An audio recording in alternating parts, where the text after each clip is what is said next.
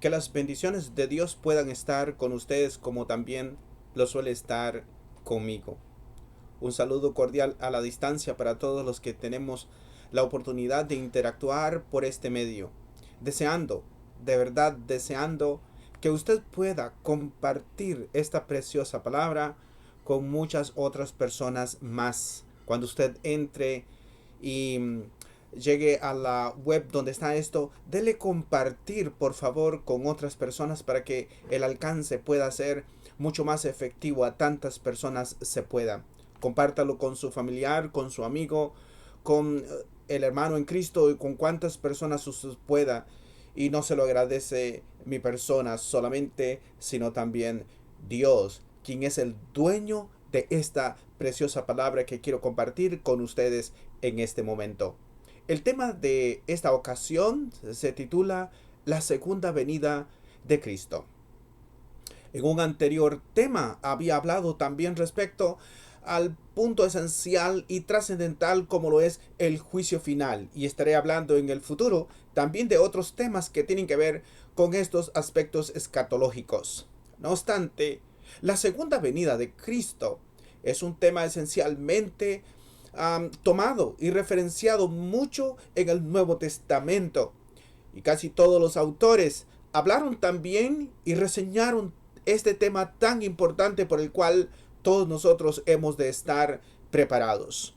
Para esto, quiero que por favor abramos la escritura y podamos ir a la primera carta de Pablo a los tesalonicenses en el capítulo 4, versículos 13 al 18. Tampoco queremos, hermanos, que ignoréis acerca de los que duermen, para que no os entristezcáis como los otros que no tienen esperanza. Porque si creemos que Jesús murió y resucitó, así también traerá con Jesús a los que durmieron en él. Por lo cual, os decimos esto en palabra del Señor, que nosotros que vivimos, que habremos quedado hasta la venida del Señor, no precederemos a los que durmieron. Porque el Señor mismo con voz de mando, con voz de arcángel y con trompeta de Dios descenderá del cielo, y los muertos en Cristo resucitarán primero. Luego nosotros los que vivimos, los que hayamos quedado, seremos arrebatados juntamente con ellos en las nubes para recibir al Señor en el aire, y así estaremos siempre con el Señor. Por tanto, alentaos los unos a los otros con estas palabras. Estamos considerando el tema la segunda venida de Cristo trazado en el pasaje de la primera carta a los tesalonicenses. En este recuadro, en este texto, también usted podrá ver 5 acontecimientos que tendrá la segunda venida de nuestro Señor Jesucristo. En primer lugar, estaremos tratando una declaración de consuelo. En segunda instancia, una indicación de seguridad. En tercer lugar, estaremos hablando brevemente una proclamación de autoridad. En cuarto lugar, estaré presentándoles una manifestación de poder. Y en quinto lugar, trataré con ustedes una demostración de esperanza. Obviamente, esto no sale solamente de mis pensamientos, sino de lo que el Espíritu Santo quiso traernos como una segura revelación de los acontecimientos también en la segunda venida de Cristo. En primera instancia tenemos que el apóstol Pablo dice al respecto, diciendo en el versículo 13: tampoco queremos, hermanos, que ignoréis acerca de los que duermen, para que no os entristezcáis como los otros que no tienen esperanza. Una declaración de consuelo a los santos. Eso sí, este pasaje está inspirado por el Espíritu Santo para aquellos que definitivamente han arreglado sus cuentas con Dios. En esta declaración de consuelo para los santos, el texto bíblico, tanto en este pasaje como al final, en el versículo 13, dice: no os entristezcáis en el versículo 13. Hace énfasis también en el versículo 18, por tanto, alentaos los unos a los otros con estas palabras. Este mensaje respecto a la segunda venida de Cristo del apóstol Pablo tiene como fin animarlos, alentarnos, especialmente por aquellos que han pasado a la muerte, porque la muerte no significa el fin de la vida. La muerte más bien para el Hijo de Dios, para el que ha muerto en Cristo, para el que ha muerto verdaderamente en paz con Dios, debe esperanzar a los que están vivos y debe animarles sabiendo de que la vida no se acaba, sino más bien que empieza. Y eso es hermoso saberlo. Hay un marcado contraste entre los que han muerto y los que viven. Es decir, que unos son consolados por tener esperanza. Sin embargo, el versículo 13 dice que también hay otros que se entristecen, obviamente, por tener desesperanza. Tampoco queremos, hermanos, que ignoréis acerca de los que duermen, es decir, de los que han partido, para que no os entristezcáis, como los otros que no tienen esperanza. Estimado amigo que está usted escuchándome, ¿sabía usted que hay muchas personas que van a morir que no tendrán esperanza? Es hora entonces de echar un vistazo muy importante a las acciones de nuestra vida, porque la muerte sí está marcando un inicio o un final. El autor de Hebreos señala que está establecido para los hombres que mueran y después de esto el juicio. La muerte es el sello para que usted pueda pasar una eternidad gozoso con esperanza. O la muerte definitivamente marca un fin donde usted podrá pasar una eternidad sin esperanza. Así que este gran contraste sobre los que han muerto, dice Pablo, es un motivo de consuelo para aquellos que han esperanzado su vida en la resurrección de nuestro Señor Jesucristo para vida eterna. Lastimosamente otros están desesperados y con desesperanza sabiendo que van a resucitar lastimosamente para condenación. Pablo declara en este pasaje que hay algunos que no tienen esperanza. Tenga cuidado, ¿cuál es el sello que usted va a recibir el día que usted parta? Estamos viendo 5 acontecimientos en la venida de nuestro Señor Jesucristo. La segunda tiene que ver, el segundo aspecto tiene que ver con el versículo 14 de 1 Tesalonicenses capítulo 4. Aquí señala evidentemente una declaración de seguridad para los que han creído. Versículo 14, por favor, léalo juntamente conmigo. Pero Pablo señala, porque si creemos que Jesús murió y resucitó, así también traerá Dios con Jesús a los que durmieron en él. Nuestra esperanza obviamente está cifrada en que así también traerá Dios. ¿Sí? Esta es una flagrante comparación acerca de la resurrección de nuestro Señor Jesucristo.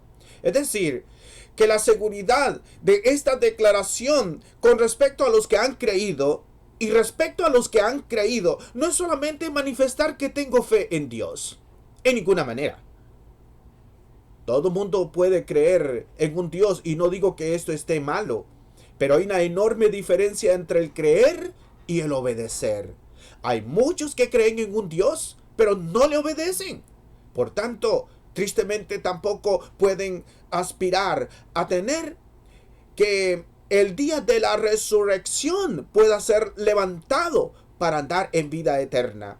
Pero la promesa para aquellos que han creído, para aquellos que tienen una vida llena de obediencia a Dios, que han entregado su vida a los pies de Jesucristo, habiéndole reconocido como el que vino a salvarle, como el que vino a rescatarle, habiendo dedicado también con fina disposición confesarle públicamente que este es el Hijo de Dios, habiendo hecho un acto de obediencia que demuestre que efectivamente Jesucristo es el Hijo de Dios.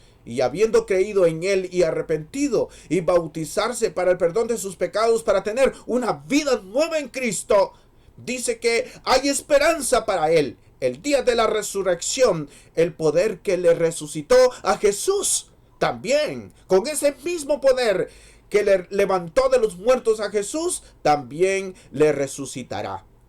El poder de Dios radica en que usted crea que definitivamente, así como Dios levantó de los muertos a Jesucristo, también aquel día, aunque tu cuerpo esté deshecho y solamente hayan cenizas, y no importa lo que haya, Dios tiene el poder para volver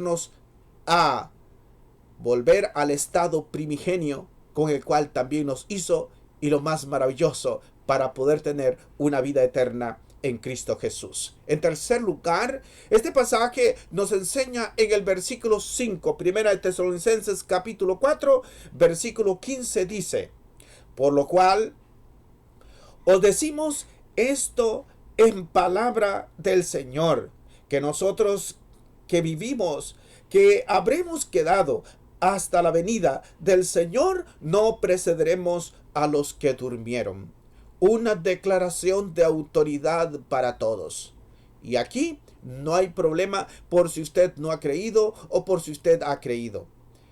En uno de los sermones anteriores les dije que lastimosamente el día del juicio, el día que Jesucristo venga a traer juicio sobre este mundo, sí, es importante que usted se encuentre creyente en Él, pero con una vida llena de obediencia. Y si usted no es creyente, no se preocupe. Ese mensaje también está ratificado a los tesalonicenses, que Dios, en el capítulo 2 de Filipenses, donde Dios humilló a Jesucristo trayéndole a ser parte de este mundo, pero la humillación de él representó en su muerte. Y los que no creyeron a esa muerte y a esa resurrección, lastimosamente, lo que debieron haber hecho en vida, el día del juicio final será obligatorio, tendrán que hacerlo.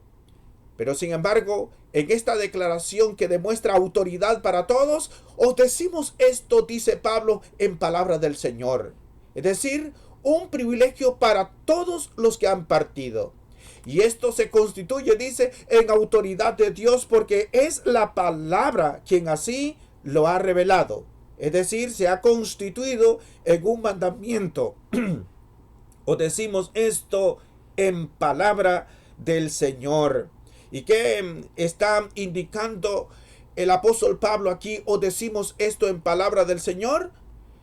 Primero, que ascenderán los muertos en Cristo. Ellos tendrán el glorioso privilegio, dice, de resucitar, pero también de ser levantados por este mismo poder, encontrarse con nuestro Señor Jesucristo en las nubes. Segundo, luego dice, serán levantados todos los que están vivos. Decimos esto en palabra del Señor, que nosotros, dice, no precederemos bajo ninguna circunstancia. Es decir, los vivos no van a tener privilegios sobre los que están muertos. Definitivamente morir en Cristo, por eso se constituye en una ganancia. Y no debemos exactamente tener temor y miedo sobre la muerte, porque solamente puede marcar definitivamente en el que está asido de Cristo y tiene suficiente fe, marca una gran victoria. El que muere en Cristo no es una derrota. Morir en Cristo definitivamente señala el punto más esencial de la victoria. Número 4. Una declaración de poder del Señor en su venida. El versículo 16 declara el apóstol Pablo: porque el Señor mismo, con voz de mando, con voz de arcángel y con trompeta de Dios, descenderá del cielo, y los muertos en Cristo resucitarán primero. Estimado amigo, morir es adelantarse a la bendición de que aquel día, cuando Cristo venga y su majestad lo venga a recibir a uno, será el glorioso privilegio de ser los primeros. Vivimos siempre deseando ser el primero en todo. Hoy usted tiene la oportunidad de tener una vida en Cristo Jesús, y el día que cuando Él venga, usted obtendrá un lugar de privilegio. Hay tres manifestaciones, sin embargo, aquí que señalan el poder inconfundible de nuestro Señor Jesucristo. Primero, dice que viene con voz de arcángel. Esto significa ni más ni menos que trae consigo autoridad. Con voz de mando. Significa su autoridad, perdón. La segunda es con voz de arcángel y determina el control. Y número 3 viene con voz de trompeta para la señal de aprobación respecto de las obras que Dios va a hacer necesariamente con su Hijo. Estas tres manifestaciones inconfundibles del poder de Jesucristo marcan su señorío y la gloria que traerá en aquel día cuando venga. Por último, tenemos una declaración de esperanza para los que viven. En esta declaración, puesto que ya ha señalado que nosotros no precederemos en la venida a los que han muerto y que juntamente con ellos también seremos arrebatados, dice el versículo 17, luego nosotros los que habremos quedado, los que vivimos, seremos arrebatados juntamente con ellos en las nubes para recibir al Señor en el aire, y así estaremos para siempre con el Señor. Tres grandes promesas para aquellos que se manifiestan fieles y estarán vivos para el día de la venida del Señor. Estas tres promesas para los que viven en Cristo: primero, seremos arrebatados. El término arrebatado significa ser levantado con poder. El día que Cristo venga no viene a robarse a nadie. Él no tiene necesidad de eso. Viene a levantar, a tomar con poder a aquellos que han creído de su poder.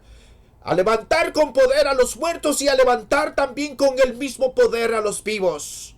2. Seremos recibidos en el aire por el Señor. Marca la preciosa bienvenida. Y por último dice: estaremos para siempre con el Señor. No hay esperanza de seguridad más grande que esta. ¿Quiere usted estar para siempre con el Señor?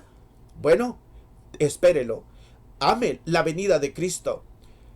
Llénese de voluntad y obediencia hacia la palabra y el evangelio de Cristo, y usted tendrá seguridad, ya sea que muera o ya sea que viva. Después de todo, nuestra esperanza es vivir con Él eternamente, y esto será posible en su segunda venida. Que Dios le bendiga, le ayude a tener una vida llena de obediencia y llena de esperanza, y no como muchos que han muerto lastimosamente, que están sumidos en la desesperanza porque el destino está marcado. Usted puede hacer la diferencia hoy. Que Dios te bendiga.